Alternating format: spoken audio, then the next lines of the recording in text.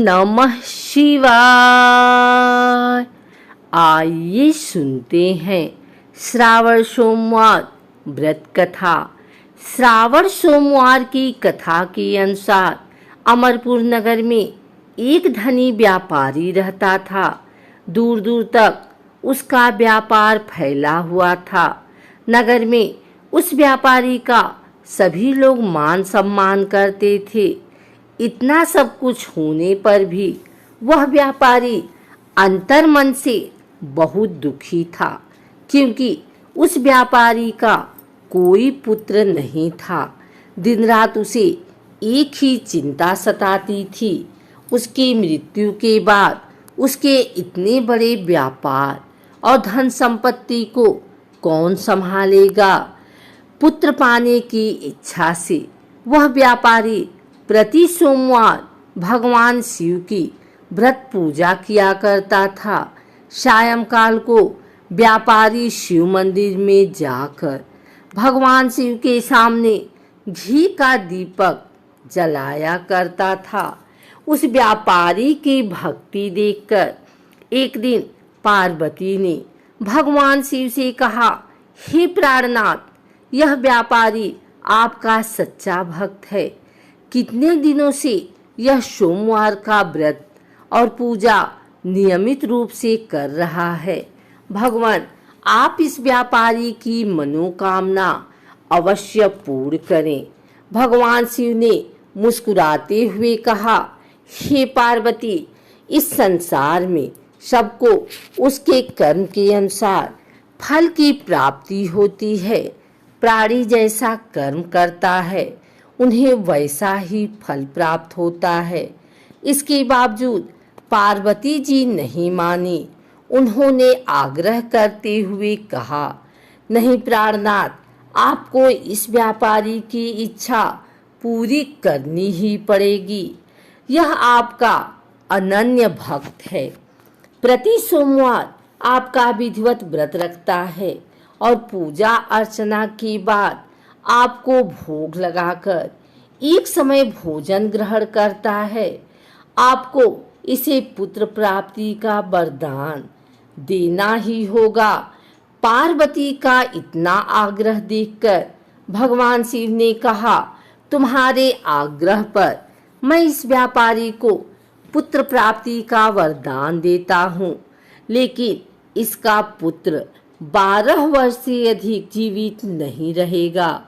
उसी रात भगवान शिव ने स्वप्न में उस व्यापारी को दर्शन देकर उसे पुत्र प्राप्ति का वरदान दिया और उसके पुत्र के 12 वर्ष तक जीवित रहने की बात भी बताई।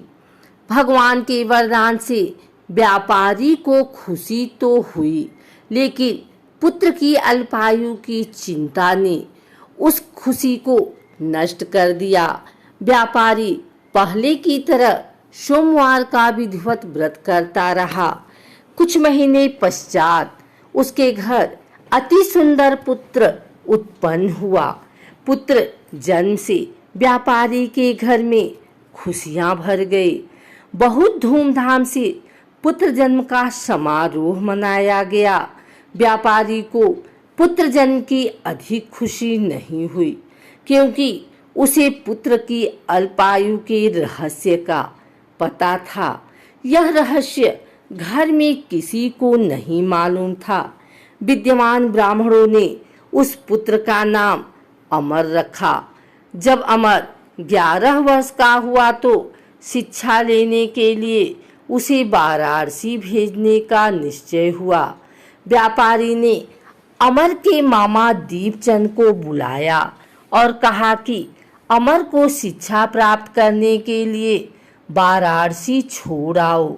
अमर अपने मामा के साथ शिक्षा प्राप्त करने के लिए चल दिया। रास्ते में जहाँ भी अमर और दीपचंद रात्रि विश्राम के लिए ठहरते, वहीं यज्ञ करते और ब्राह्मणों को भोजन कराते थे। लंबी यात्रा के बाद अमर और दीपचंद एक नगर में पहुँचे। उस नगर के राजा की कन्या के विवाह की खुशी में पूरे नगर को सजाया गया था। निश्चित समय पर बारात आ गई, लेकिन वर का पिता अपने बेटे के एक आंख से काना होने के कारण बहुत चिंतित था। उसे इस बात का भय रहता था कि राजा को इस बात का पता चलने पर कहीं वह विवाह से इनकार न कर दे, इससे उसकी बदनामी होगी। वर के पिता ने अमर को देखा तो उसके मस्तिष्क में एक विचार आया। उसने सोचा, क्यों न इस लड़के को दूल्हा बनाकर राजकुमारी से विवाह करा दूं। विवाह के बाद इसको धन देकर विदा कर दूंगा और राजकुमारी को अपने नगर में ले जाऊंगा। वर के पिता ने इसी संबंध में अमर और दीपचंद से बात की। दीपचंद ने धन मिलने के लालच में वर के पिता की बात स्वीकार कर ली। अमर को दूल्हे के वस्त्र पहनाकर राजकुमारी चंद्रिका से विवाह करा दिया गया। राजा ने बहुत सा धन देकर राजकुमारी को विदा करना चाहा। अमर जब लौट रहा था तो सच नहीं छिपा सका और उसने राजकुमारी की ओढ़नी पर लिख दिया, राजकुमारी चंद्रिका, तुम्हारा विवाह तो मेरे साथ हुआ था। मैं तो वाराणसी में शिक्षा प्राप्त करने जा रहा हूँ। अब तुम्हें जिस नवयुवक की पत्नी बनना पड़ेगा वह एक आंख से काना है। जब राजकुमारी ने अपनी ओढ़नी पर लिखा हुआ पढ़ा तो उसने काने लड़के के साथ जाने से इनकार कर दिया। राजा ने सब बातें जानकर राजकुमारी को महल में रख लिया। उधर अमर अपने मामा दीपचंद के साथ वाराणसी पहुंच गया। अमर ने गुरुकुल में पढ़ना शुरू कर दिया।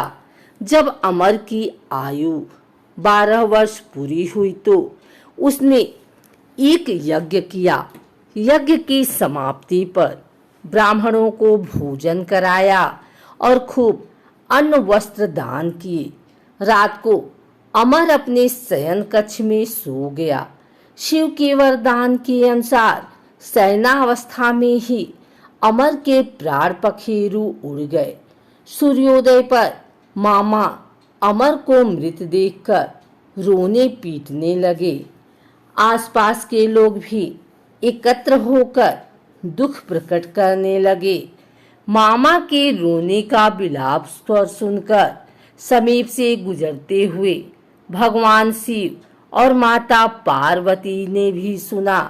पार्वती जी ने भगवान से कहा, प्राणनाथ, मुझसे इसके रोने के स्वर सहन नहीं हो रहे। आप इस व्यक्ति के कष्ट अवश्य दूर करें। भगवान शिव ने पार्वती जी के साथ अदृश्य रूप में समीप जाकर अमर को देखा तो पार्वती जी से बोले, पार्वती, यह तो उसी व्यापारी का पुत्र है जिसे मैंने 12 वर्ष की आयु का वरदान दिया था। इसकी आयु पूरी हो गई है। पार्वती जी ने फिर भगवान शिव से निवेदन किया, हे प्राणनाथ, आप इस लड़के को जीवित करें, नहीं तो इसके माता पिता पुत्र की मृत्यु के कारण रो रो कर अपने प्राणों का त्याग कर देंगे। इस लड़के का पिता तो आपका परम भक्त है। वर्षों से सोमवार का व्रत करते हुए आपको भोग लगा रहा है। पार्वती के आग्रह करने पर भगवान शिव ने उस लड़के को जीवित होने का वरदान दिया और कुछ ही पल में वह जीवित होकर उठ बैठा। शिक्षा समाप्त करके अमर मामा के साथ अपने नगर की ओर चल दिया। दोनों चलते हुए उसी नगर में पहुंचे जहां अमर का विवाह हुआ था। उस नगर में भी अमर ने यज्ञ का आयोजन किया। समीप से गुजरते हुए नगर के राजा ने यज्ञ का आयोजन देखा। राजा ने अमर को तुरंत पहचान लिया। यज्ञ समाप्त होने पर राजा अमर और उसके मामा को महल में ले गया और कुछ दिन उन्हें महल में रखकर बहुत सा धन वस्त्र देकर राजकुमारी के साथ विदा किया। रास्ते में सुरक्षा के लिए राजा ने बहुत से सैनिकों को भी भेजा।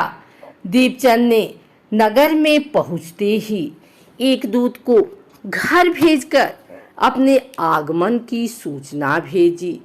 अपने बेटे अमर के जीवित वापस लौटने की सूचना से व्यापारी बहुत प्रसन्न हुआ। व्यापारी ने अपनी पत्नी के साथ स्वयं को एक कमरे में बंद कर रखा था। भूखे प्यासे रहकर व्यापारी और उसकी पत्नी बेटे की प्रतीक्षा कर रहे थे।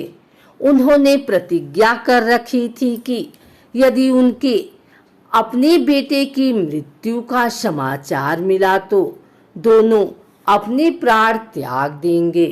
व्यापारी अपने पत्नी और मित्रों के साथ नगर के द्वार पर पहुंचा।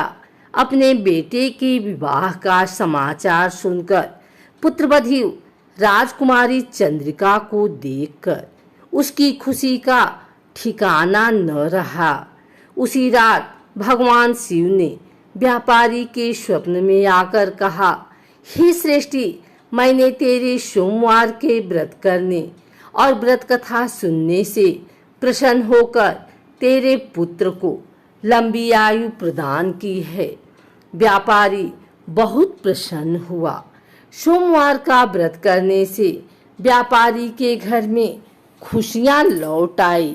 शास्त्रों में लिखा है कि जो स्त्री पुरुष सोमवार का विधिवत व्रत करते और कथा सुनते हैं, उनकी सभी मनोकामनाएं पूर्ण होती हैं।